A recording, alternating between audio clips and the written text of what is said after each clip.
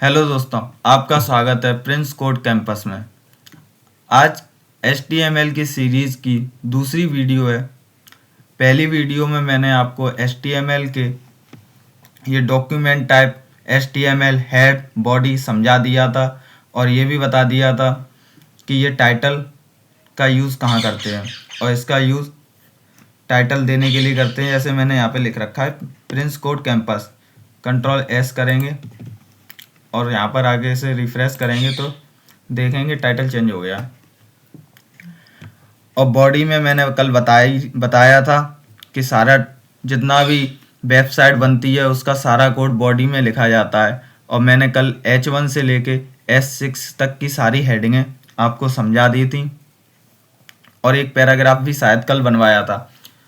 आज हम पैराग्राफ को अच्छे से समझेंगे और उस पैराग्राफ में कुछ और भी टैग हैं जिसे मैं आज बताऊंगा। तो एक पैराग्राफ क्रिएट करेंगे। बहुत से टैग होते हैं जो ओपनिंग टैग होते हैं और उनके क्लोज टैग भी होते हैं जिन्हें स्टार्ट भी करना पड़ता है और उन्हें क्लोज भी करना पड़ता है। और कुछ टैग होते हैं जिसके सिर्फ ओपनिंग टैग होते हैं, उनके क्लोजिंग टैग नहीं होते हैं। तो पैराग्राफ एक ओपनिंग टैग और क्लोज टैग दोनों हैं। पैराग्राफ को P से डिनोट करते हैं। इसके अंदर हम थोड़ा सा कंटेंट डालते हैं। इसे सेव करेंगे और इसका आउटपुट देखेंगे तो ये लिख के आ चुका है। अब इसमें हम कुछ टैग यूज़ करना आपको बताएंगे। आप अगर चाहते हैं कि लॉरम और सिट अमेट तक का कंटेंट इसी लाइन में रहे और इसका आगे का कंटेंट अगली लाइन में आ जाए तो हम यूज़ करते हैं एक BR टैग। BR टैग का मतलब होता है ब्रेक। यहाँ पर भी ये ब्रेक टैग लगा देते हैं, वहाँ से उस लाइन को तोड़कर अगली लाइन में ले आता है। ब्रेक टैग को लगाने के लिए BR का यूज़ करते हैं। और हमेशा याद रखें, जो भी टैग का नेम होता है उसको लिखने के लिए ग्रेटर देन और लेस देन साइन का यूज़ करते हैं। अगर ये यूज़ नहीं करेंगे तो टैग एरर देने लगता है। अब इसे सेव करेंगे और इसका आउटपुट देखेंगे तो अमेट के बाद का कंटेंट जितना भी है वो सारा अगली लाइन में आ गया। अब अगर आप फिर से चाहते हैं कि एलाइट के बाद जितना भी कंटेंट है वो अगली लाइन में आ जाए तो हम सिंपल है कि यहाँ पर भी एक BR टैग का यूज़ कर लेंगे और अगली लाइन में आ जाएगा। यहाँ पे भी रिफ्रेश करेंगे तो देखेंगे कि एलाइट के बाद वाला कंटेंट भी अगली लाइन में आ गया। अब आप चाहते हैं कि ये वाली लाइन आपकी थोड़ी डार्क हो जाए इस सब कंटेंट की अपेक्षा, तो उसके लिए हम टैग यूज़ करते हैं बोल्ड का। बोल्ड टैग एक ओपनिंग टैग और एक क्लोज टैग। इसका ओपनिंग टैग भी होता है और क्लोज टैग भी होता है। सिंपल भाषा में बताऊं तो इसे यूज़ करने के लिए हम ओपनिंग टैग वहाँ यूज़ लगाते हैं जहाँ से हमें डार्क करना है या बोल्ड करना है कंटेंट को, और जहाँ तक बोल्ड करना है वहीं उसी कंटेंट के बाद उस टैग को क्लोज कर देते हैं। इसका बोल्ड टैग को B से लिखते हैं और जैसे ही आप लिखेंगे तो इसका क्लोज टैग अपने आप बन जाता है। इसे एलाइट के बाद लगा देंगे और Ctrl+S से सेव करेंगे और इसका आउटपुट देखेंगे तो देखेंगे आप ये इतना कंटेंट और सब कंटेंट की अपेक्षा में थोड़ा सा बोल्ड हो गया है। एक बोल्ड टैग B होता है और एक होता है स्ट्रॉन्ग। अगर आप चाहते हैं कि यहाँ से लेके यहाँ तक का कंटेंट भी बोल्ड हो जाए उसके लिए हम एक और टैग होता है स्ट्रॉन्ग। स्ट्रॉन्ग का भी सेम वर्क होता है, डिफरेंट कुछ नहीं होता है। हम चाहे बोल्ड को यूज़ कर सकते हैं और स्ट्रॉन्ग को भी यूज़ कर सकते हैं। बोल्ड छोटा टैग होता है इसलिए आसानी से याद भी रहता है और आसानी से कहीं भी लगा भी सकते हैं। अब जैसे मैंने यहाँ से लेके यहाँ पर इसे क्लोजिंग टैग से बंद कर दिया और सेव करेंगे और इसका आउटपुट देखेंगे तो इतना कंटेंट भी बोल्ड हो गया। आपने काफ़ी वेबसाइट में देखा होगा कि कुछ कंटेंट तो थोड़ा सा हल्का बोल्ड है, कुछ ज़्यादा बोल्ड है, तो वो इसी से होता है। और इसका यूज़ ना करके CSS में भी कुछ प्रॉपर्टीज़ होती हैं जिसको यूज़ करके हम बोल्ड कर सकते हैं, लेकिन वो हम CSS वाली क्लास में सिखाएंगे कि वहाँ से कैसे बोल्ड किया जाता है। अब एक टैग होता है इटैलिक। इटैलिक तो आपको पता ही है, इटैलिक का मतलब होता है थोड़े से आपके लेटर्स मुड़ जाएंगे। आपकी कुछ वेबसाइट होंगी जिसमें आपने देखा होगा कि कुछ कंटेंट इटैलिक भाषा में लिखा होता है, इटैलिक लैंग्वेज में होता है। अब हम चाहते हैं कि इसी लाइन को हम इटैलिक में चेंज कर दें, तो इटैलिक के लिए टैग यूज़ करते हैं आई। इसका भी ओपनिंग टैग होता है, क्लोज टैग होता है। क्लोज टैग वहाँ लगाते हैं जहाँ तक हमें कंटेंट को इटैलिक करना है, और वहाँ जाके उस टैग को क्लोज करेंगे, सेव करेंगे और देखेंगे कि ये इटैलिक अभी इसका ओपनिंग टैग।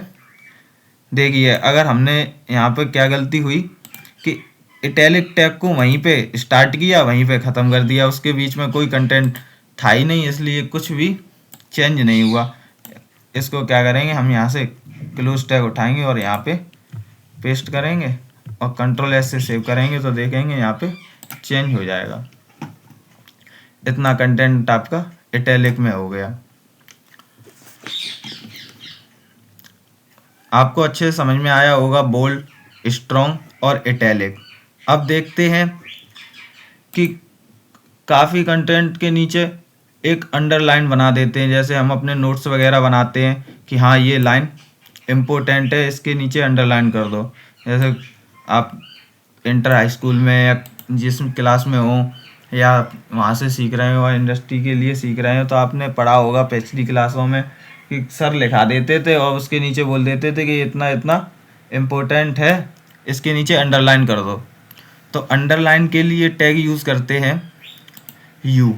इसका भी एक ओपनिंग टैग होता है और सिंपल है, इसका भी एक क्लोजिंग टैग होगा, क्योंकि ओपनिंग टैग हम इसलिए लगाते हैं कि कहाँ से हमें अंडरलाइन करनी है, और क्लोजिंग टैग वहाँ लगाते हैं कि हमें कहाँ तक अंडरलाइन करनी है, कहाँ से कहाँ तक, जहाँ तक करनी है वहाँ पे क्लोजिंग टैग लगा के सेव करेंगे और उसका आउटपुट देखेंगे तो उसके नीचे अंडरलाइन आ जाएगी। अब इतना तो आपको अच्छे से समझ आया होगा। अब मैं आपको बताता हूँ कि अनऑर्डर लिस्ट और ऑर्डर लिस्ट क्या होती है। अनऑर्डर लिस्ट और ऑर्डर लिस्ट का उपयोग किसी भी जानकारी को एक लिस्ट के रूप में दिखाने के लिए किया जाता है। इसको मैं प्रैक्टिकली आपको पहले समझाता हूँ। अनऑर्डर लिस्ट का यूज़ जब हम करते हैं, जब कोई भी लिस्ट हम बनाते हैं तो उसका क्रम ज़रूरी नहीं होता है कि हमें ये क्रम पहले ऊपर करना है या नीचे करना है। जहाँ से इसमें कोई नंबरिंग नहीं होती है, इसमें सिर्फ बुलेट्स होते हैं, काले बिंदु होते हैं। इसको हम दिखाते हैं पहले करके। अनऑर्डर लिस्ट को लिखने के लिए UL का यूज़ करते हैं और इसके अंदर हम लिस्ट बनाते हैं। लिस्ट हम जितनी चाहें उतनी बना सकते हैं। लिस्ट में हम जैसे ले लेते हैं, अपने कोर्स ले लेते हैं वेब डिज़ाइन,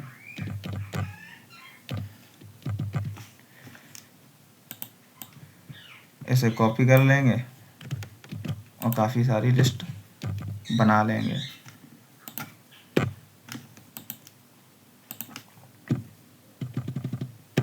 यहाँ दे देंगे पाइथन,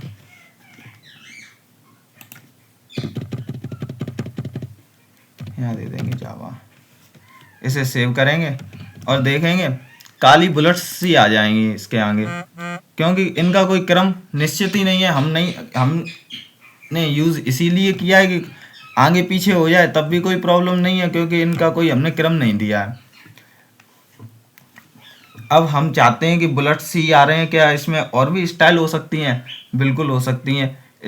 अगर आप यहाँ पे स्क्वायर जैसे बुलेट्स है, यहाँ पे सिर्फ सर्कल करना चाहते हैं या स्क्वायर करना चाहते हैं, वो भी हो सकता है। उसके लिए अनऑर्डर लिस्ट में UL में ही उसी टैग के अंदर एक एट्रीब्यूट का यूज़ करते हैं जिसका नाम होता है टाइप।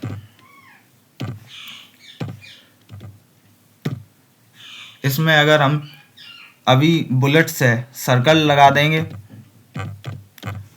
तो सर्कल में बुलेट्स की जगह सर्कल आ जाएंगे। अगर हम सर्कल की जगह स्क्वायर लगा देंगे तो सर्कल का चेंज होकर स्क्वायर आ जाएगा। इसे सेव करेंगे और देखेंगे तो स्क्वायर आ चुका है। अब आप ये चाहते हैं कि हमें ना स्क्वायर चाहिए, ना सर्कल चाहिए, ना बुलेट्स चाहिए, हमें तो सिर्फ खाली चाहिए, हमें तो बस अपनी लिस्ट बनानी है और बस ना उसके आगे हमें कुछ चाहिए नहीं। तो हम एक नन प्रॉपर्टी होती है नन का यूज़ कर लेंगे और सेव करेंगे और आउटपुट देखेंगे तो वो हट चुका है। अब ऑर्डर लिस्ट जब आपको ऐसी लिस्ट बनानी हो जिसमें क्रम जरूरी हो तब आप उपयोग कर सकते हैं ऑर्डर लिस्ट का। इसमें हर आइटम के आगे नंबर 1 2 3 अक्षर capital A capital B C Roman अंक में भी कर सकते हैं। अब जैसे अनऑर्डर लिस्ट समझा है वैसे ऑर्डर लिस्ट बनाते हैं। अनऑर्डर लिस्ट को UL से लिखते हैं और ऑर्डर लिस्ट को OL से करते हैं। इसमें भी हम लिस्ट बना लेंगे। इसमें लिस्ट में भी हम दे देंगे अपनी जो आपने पहले सब्जेक्ट पढ़े हैं जैसे मैथ्स,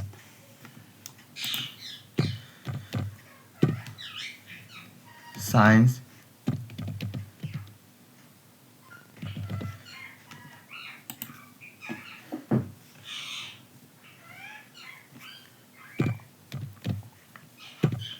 कंप्यूटर पढ़ रहे हैं इसलिए कंप्यूटर भी होना चाहिए।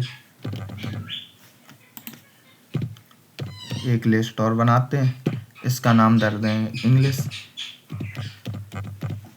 ऐसे सेव करेंगे तो देखेंगे बाई डिफ़ॉल्ट 1 2 3 4 5 से स्टार्ट होता है। 1 2 3 4 5। अब आप चाहते हैं कि अनऑर्डर लिस्ट हम 1 2 3 से नहीं capital A capital B capital C आनी चाहिए, तो यहाँ पे भी एक एट्रीब्यूट टाइप एट्रीब्यूट का यूज़ करेंगे और यहाँ पे कैपिटल A डाल देंगे। इसके अंदर कैपिटल A कर देंगे तो आप देखेंगे कि यहाँ पे 1 2 3 आ रहा था अभी, अब कैपिटल A से स्टार्ट हो जाएगा। अब आप चाहते हैं कि कैपिटल A नहीं हमें स्मॉल a से चाहिए तो हम स्मॉल a डाल देंगे और कंट्रोल S से सेव करेंगे और इसे रिफ्रेश करेंगे तो देखेंगे small a small b small c small d आ जाएगा। रोमन अंक चाहते हैं तो ओनली स्मॉल I बना देंगे, कंट्रोल S करेंगे और इसका आउटपुट देखेंगे तो 1 2 3 रोमन अंक में आ जाएगा। अब आप चाहते हैं कि हमें यहाँ पे 1 2 3 से स्टार्ट हो रहा है, हम इसे 5 से स्टार्ट करना चाहते हैं तो 5 से स्टार्ट करने के लिए यहाँ पे एक एट्रीब्यूट का यूज़ करेंगे स्टार्ट, और यहाँ पे अगर हम 5 में डाल देंगे तो देखेंगे आप कि अभी ये 1 से स्टार्ट हो रहा है। अभी यहाँ पे 1 से स्टार्ट हो रहा है तो यहाँ पे अभी 5 से स्टार्ट होने लगेगा। देखो रोमन अंक है क्योंकि आई दे रखा है इसलिए रोमन अंक में हो रहा है। कैपिटल आई दे देते तो एक कैपिटल रोमन अंक में आने लगती। कंट्रोल S करेंगे, सेव करेंगे और देखेंगे तो कैपिटल में थोड़ा बड़ा हो गया। अब हम चाहते हैं कि यहाँ पे A भी आ सकता है। अब आप सोच रहे हैं कि अगर A डालेंगे तो 5 नंबर, तो जो 5 नंबर पे जो कैपिटल होगा उस वहाँ से स्टार्ट होने लगेगा। जैसे कैपिटल A में डाला है, स्मॉल सेव किया, सेव करे EFG से आने लगा। हम स्टार्ट में जितनी वैल्यू देंगे वहाँ से स्टार्ट होगी। अब 10 से दे देंगे तो 10 से स्टार्ट हो जाएगा। ऐसे चेंज कर सकते हैं। यहाँ पे भी नन का यूज़ कर सकते हैं, टाइप में नन दे देंगे, कंट्रोल S करेंगे, सेव करेंगे, वो बाय डिफ़ॉल्ट नन यहाँ पे 1 2 3 ही होता है। यहाँ पे अगर आप चाहते हैं 1 2 3 4 ना आए तो उसके लिए तो फिर आप ऑर्डर लिस्ट है ही है तो अनऑर्डर लिस्ट है ही है। ऑर्डर लिस्ट कौन बनाएंगे अगर आपको ये बुलेट्स वगैरह नहीं चाहिए तो ये इसमें बाय डिफ़ॉल्ट नन होता है कि 1 2 3 आएगा। अगर आप चाहते हैं वैसे तो एट्रीब्यूट चेंज कर सकते हैं। अब आपको मैं अगले टैग हैं सब स्क्रिप्ट और सुपर स्क्रिप्ट। सब स्क्रिप्ट क्या होती है, सुपर स्क्रिप्ट क्या होती है। जैसे ए प्लस बी का होल स्क्वायर लिखते हैं, ए माइनस बी का होल स्क्वायर लिखते हैं तो पावर में ए चली जाती है, उसे बोलते हैं सुपरस्क्रिप्ट। सुपरस्क्रिप्ट को यूज़ करने के लिए SUP लगाते हैं, और सब स्क्रिप्ट होता है जैसे K2MnO4, जैसे केमिस्ट्री में जो हम अपने पढ़ते हैं उसमें लिखा होता है K2MnO4, तो उसमें सब स्क्रिप्ट यूज़ करते हैं। सब स्क्रिप्ट यूज़ करने के लिए SUB का यूज़ करते हैं, उसमें उसके इनके ओपनिंग टैग भी होते हैं और क्लोजिंग टैग भी होते हैं। अब जैसे प्रैक्टिकली थ्योरी करके दिखाता हूँ मैं यहाँ पे। जैसे ए प्लस बी का होल स्क्वायर लिखना है तो ए प्लस बी, अब होल स्क्वायर यहाँ पे लगेगा तो यहाँ पे एक सुपर स्क्रिप्ट का यूज़ करेंगे, SUP का यूज़ करेंगे, और इन दोनों टैगों के बीच में 2 लिख देंगे। ध्यान रहे कि ओपनिंग टैग और क्लोज टैग के बीच में ही जो देंगे वो पावर में आ जाएगा। अगर यहाँ पे ए भी लगा देंगे तो ए पावर में आ जाएगा। ए प्लस बी का होल स्क्वायर इक्वल टू करेंगे ए, फिर से SUP का यूज़ करेंगे, 2 लिखेंगे, फिर प्लस का साइन, फिर बी लिखेंगे, फिर SUP का यूज़ करेंगे, फिर 2 लिखेंगे, फिर प्लस 2AB।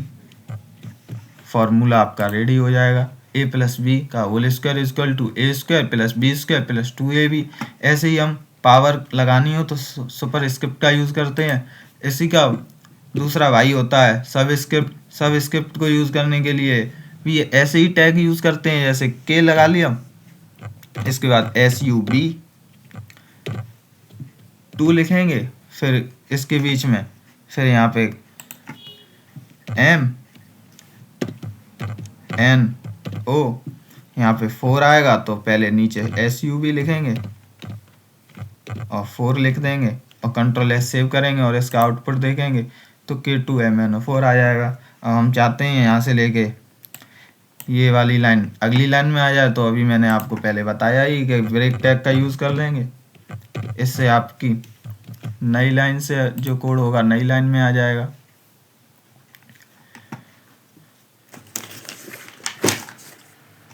और H1 से लेके H6 की वीडियो हेडिंग तो मैंने आपको कल वाली वीडियो में समझा ही दी थी। आगे की क्लास में मैं आपको पढ़ाऊंगा फॉर्म इनपुट्स।